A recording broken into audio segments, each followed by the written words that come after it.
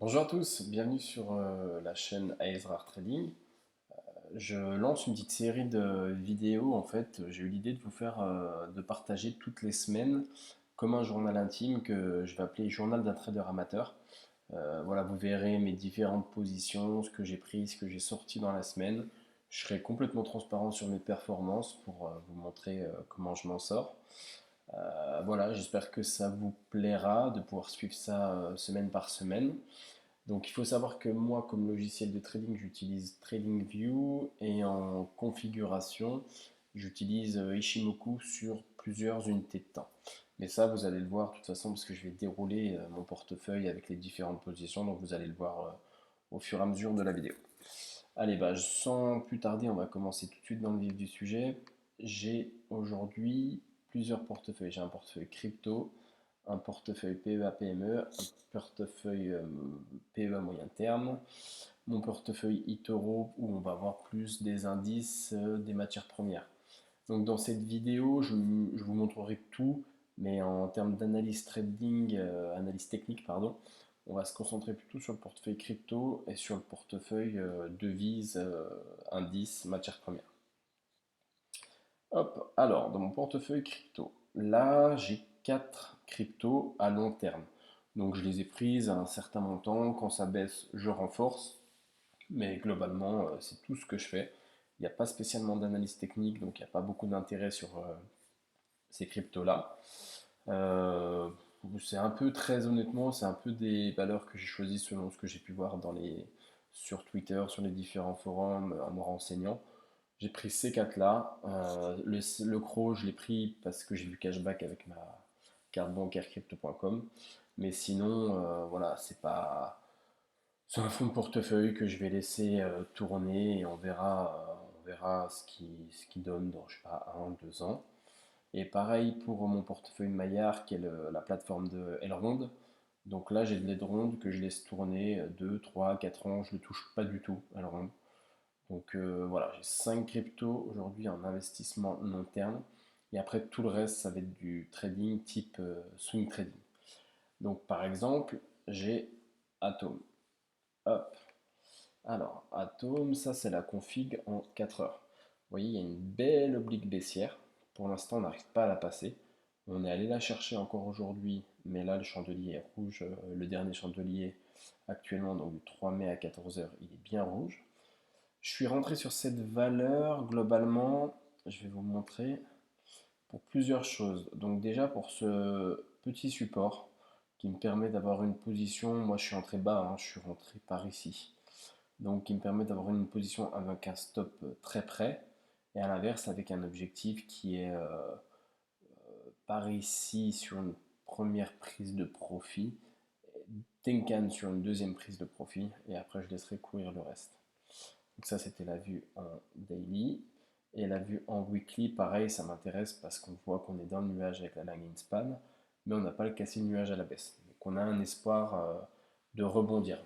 À ce point-là, enfin comment dire, à ce niveau-là, c'est que des rebonds techniques. Les cryptos, elles ont un peu du mal à redémarrer, mais bon, globalement, je vise un rebond technique. Et s'il y a cassure, ça m'amènera sûrement vers ces niveaux-là, des 21 ou 22 dollars. Ensuite, Cardano. Vous allez voir, c'est un peu tous les mêmes configs hein, globalement sur les cryptos. Cardano, on était quasiment arrivé à passer, donc je suis rentré aujourd'hui sur Cardano. Bon, là, il y a une bougie pas top ici qui est en train de se faire. Mais globalement, on a un support oblique haussier qui, j'espère, tiendra. Si on a ce support-là, et moi, du coup, j'ai mis mon stop loss sous ce support horizontal. Mon premier objectif, il sera ici. Vous voyez, il y a un cluster ici, là. Je vais me mettre ici en termes de TP1, après un TP2 à ce niveau-là, toujours pareil parce qu'on a une touchette ici, on a une multitude de chandeliers à ce niveau-là, et après je laisserai courir si ça prend et si ça continue. En daily Cardano, on a un beau support ici. En weekly, hop, bon, on a toujours ce support, c'est le même que le daily. C'est moins top pour la lag in span parce qu'on a cassé le nuage, donc c'est quand même à surveiller de près. Mais là, c'est pareil, le stop loss, il est proche par rapport à l'objectif qu'on peut aller chercher. Donc, il y a un bon ratio gain-risque. Le Ripple. Toc. Ripple, on a cassé. On a cassé le 2 mai à 6 heures du matin. Il y avait eu cette cassure ici. Le chandelier est pas dingue avec cette grande mèche et on voit le suivant, une angle-bande baissière.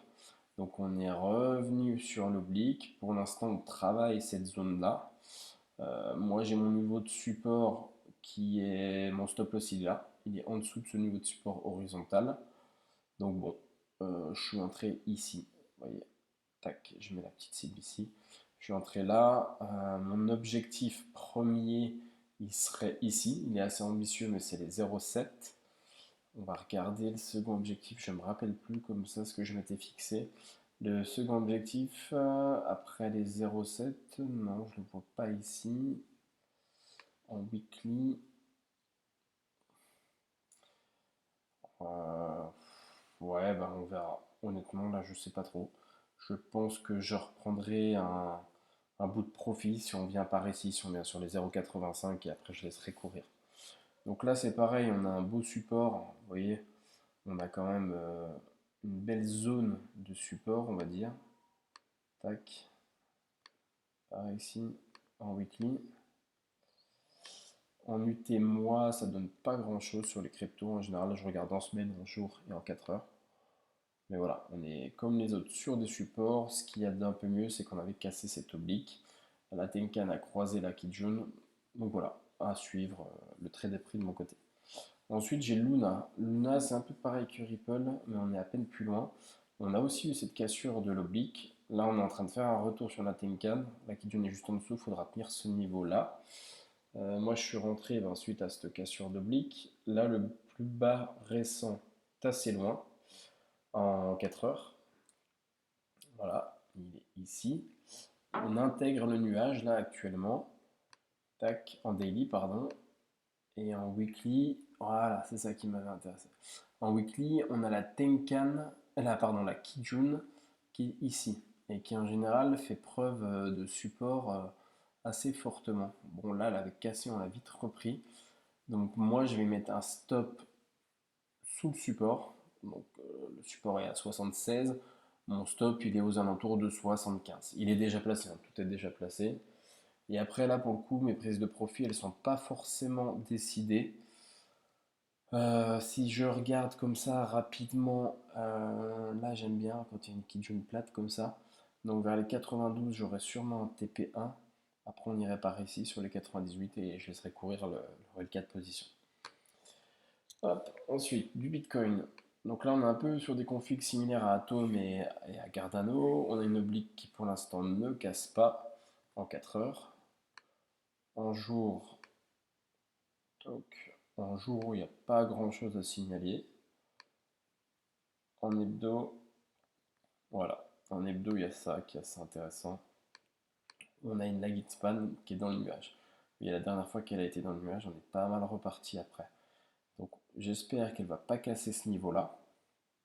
Donc moi je l'ai pris dans le sens où j'anticipe un retournement de la lagging span dans le nuage. Bon, quoi qu'il arrive, après j'ai mon stop sous les derniers plus bas, 4 heures, donc mon stop il est sous les 37 400.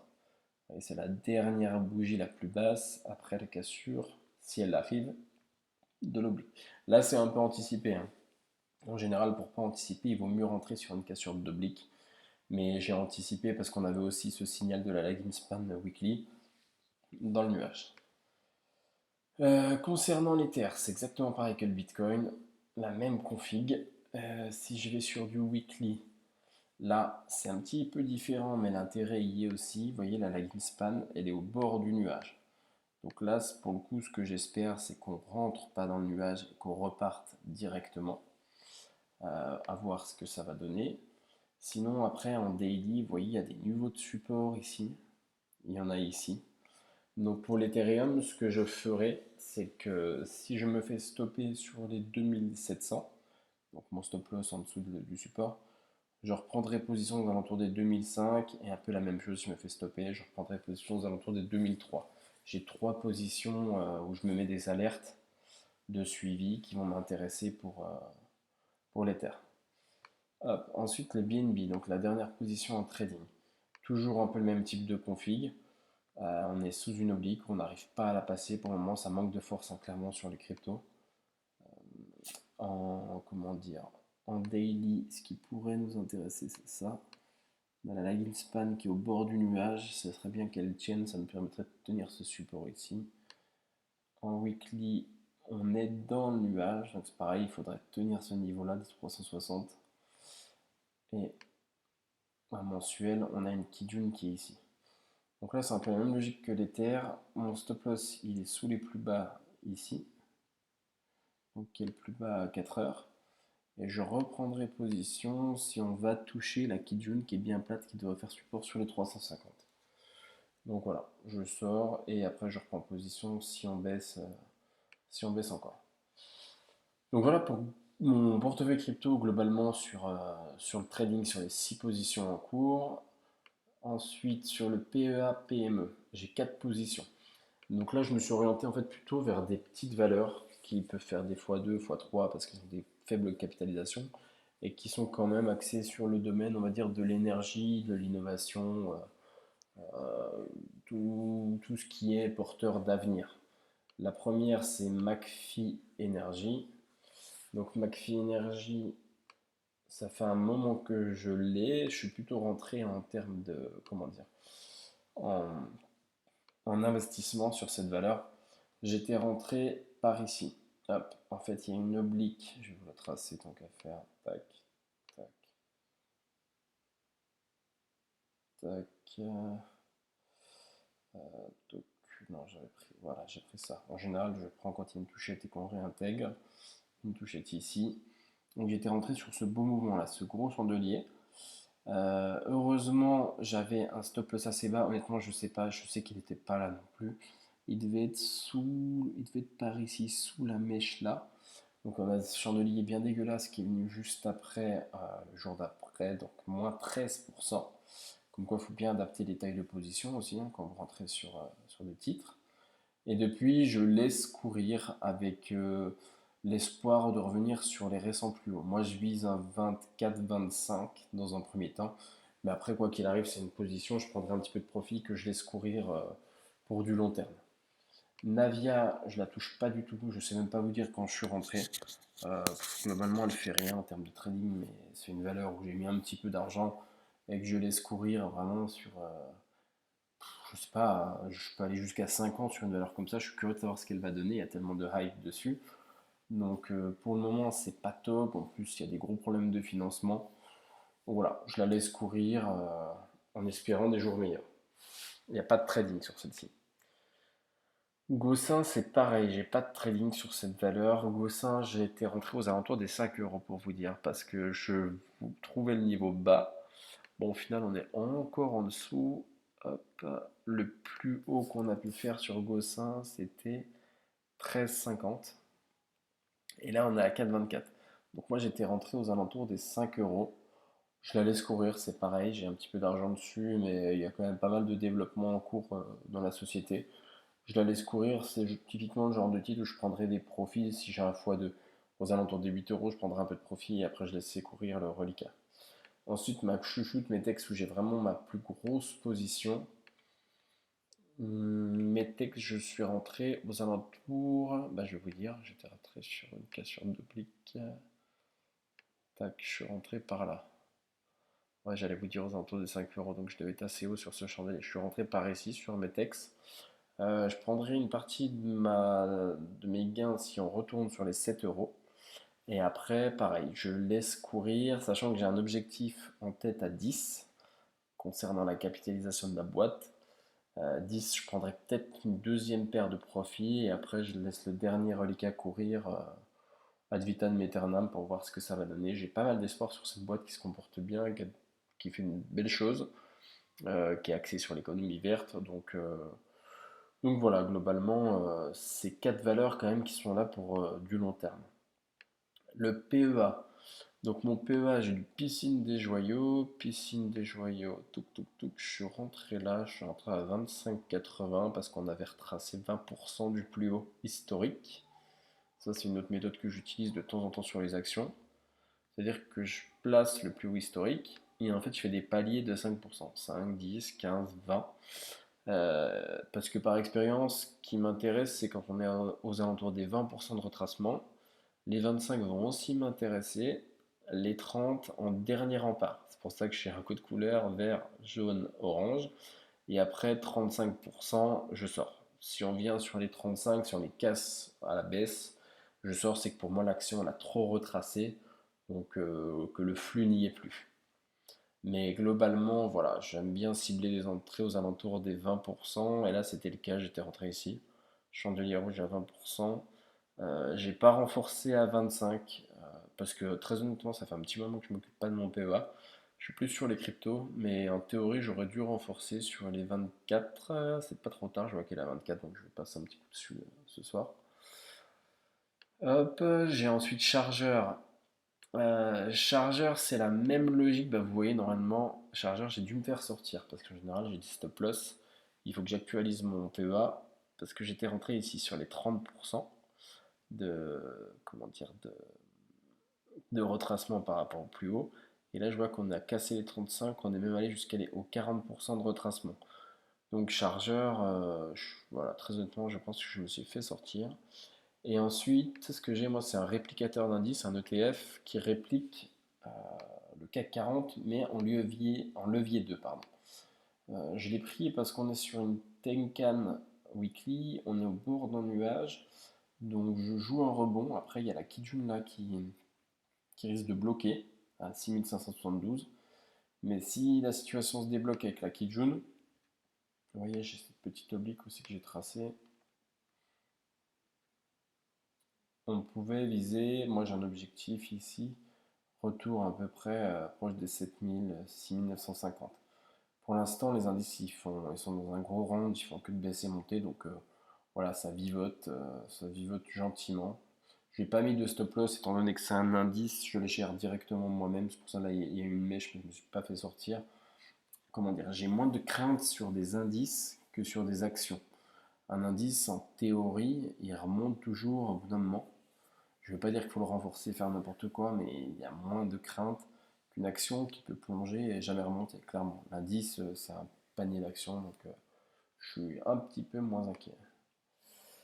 Ok, et ensuite, voilà, mon portefeuille eToro, donc là, avec plutôt des matières premières.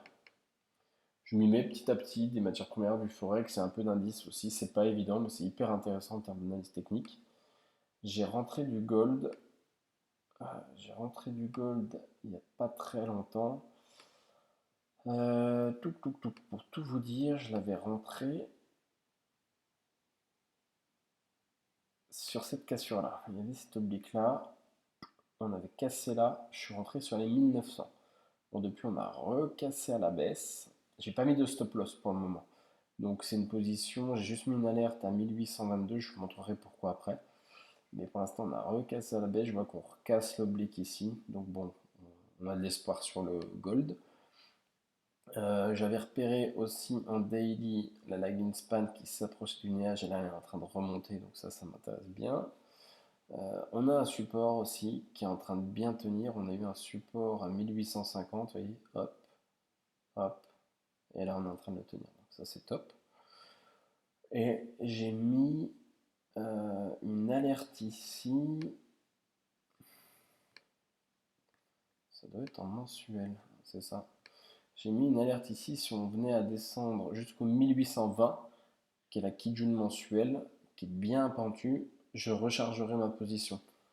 Parce que je pense qu'elle devrait faire support. Elle fait très souvent support. Hop, support, hop, support, hop, support. Et là, j'espère qu'elle fera également support. Et si elle ne fait pas support, je sortirai tout simplement. Ensuite, l'argent. Tac. L'argent, voilà, c'est pareil, j'ai anticipé une cassure. Non, pardon, j'ai pas anticipé une cassure. On avait eu une cassure comme ça. Voilà. Et moi, je suis rentré par ici. Je suis rentré par ici et j'ai renforcé par là. Parce que, ouais, c'est ça. Je suis rentré par ici une première fois. On y a recassé à la baisse et recassé à la hausse. Donc j'ai renforcé par ici, lors de la cassure, pour jouer un retour au 23,5. Tac. Hop. Donc là, on est en daily. Il y a la Tenkan ici. Baissière, on pourrait même aller jouer les 23-6. Ouais. On pourrait même tenter en objectif les 23-6, qui est la Tenkan baissière. Hop là, je vais monter un peu. La Tenkan baissière jour. Ce qui fait un beau ratio de 2,21. Moi, je m'étais mis ici. Je m'étais mis par là de prendre un TP1, mais on peut même tenter la Tenkan jour pour un TP1. Donc voilà, ça c'est un trade en cours. Pour l'instant, il a l'air de bien se dérouler. La cassure ici est en train de bien repartir. Il va falloir surveiller de passer la Kijun. En ce moment, on bloque un peu sur les Kijun. Donc la Kijun 4 heures, elle est plate. Elle peut faire résistance. Le top, ce serait de la dépasser avec du volume. Ça, on a déjà vu, c'est le CAC. L'euro-dollar. C'est un peu, vous voyez, j'ai un peu toujours le même état d'esprit de config. Je trace mon oblique en 4 heures. Hop, on casse ici. Le plus bas, après la dernière, comment dire, le plus bas, après la cassure de l'oblique, il est là. Il est aux alentours des 1,047. Donc je mets mon stop ici. Et après, j'ai mes niveaux d'objectif où il y a des clusters de, comment dire, des clusters de bougies. Donc là, mon niveau d'objectif, il va être par là. Je vais le matérialiser d'ailleurs. Hop. Hop, voilà. Sur les 1,078, j'aurai mon objectif en 4 heures, mon TP1. 1,078, on sera un peu au-dessus. Bon, il faudra voir si la Tenkan bloque trop. Peut-être que je sortirai une partie ici. La Tenkan jour, qui est à 1,07. Et sinon, 0,78, on sera par là. Ce que j'avais bien aimé aussi sur l'euro-dollar, je vais vous montrer, c'est qu'en vision mensuelle, donc comme quoi des fois il faut prendre beaucoup de recul, on était sur un gros support. Tac, tac, tac, tac. Pour l'instant, on est en train de rebondir dessus. Et voilà. Donc normalement, la Tenkan mensuelle, là pour le coup, elle est à 1,11. On espère que ça va tenir selon la config choisie. Voilà. Ensuite, le cuivre. Le cuivre, je suis rentré sur ce chandelier-là. Je suis rentré sur ce chandelier-là, il y avait une belle mèche ici, parce que là j'ai pu le suivre en live. J'ai pu le suivre en live hier à midi, donc je suis rentré sur ce chandelier-là. On n'a pas fait de cassure ou quoi que ce soit, c'est plus une anticipation. Et je pense que j'avais repéré quelque chose, je vais vous montrer en weekly. Ouais, hop, mon carré il est pas dingue, mais c'était pour matérialiser la chose. En fait, on est allé dans le nuage, on avait le bas du nuage par ici. Normalement, j'attends un peu plus si ça descend ou pas. Et là, j'avoue que j'ai un peu anticipé. Je suis rentré par ici. Tac. Voilà, voilà, ma ligne ici. Je suis rentré au 4,23. Et je me suis mis ensuite un objectif en 4 heures qui est voilà, sur le cluster ici de bougies. C'est anticipé, hein, c'est anticipé parce qu'on n'arrive pas pour l'instant à passer la Kijun. Comme je vous l'expliquais tout à l'heure, on a du mal à passer les Kijun 4 heures. On est toujours sous l'oblique. Après, l'idée c'est que j'ai un énorme ratio à 5,83. J'ai un stop loss pardon, hyper proche. Donc bon, ça se tente clairement comme position. Hop. Ensuite, j'ai pris de l'euro-yen. J'ai pris de l'euro-yen via ça.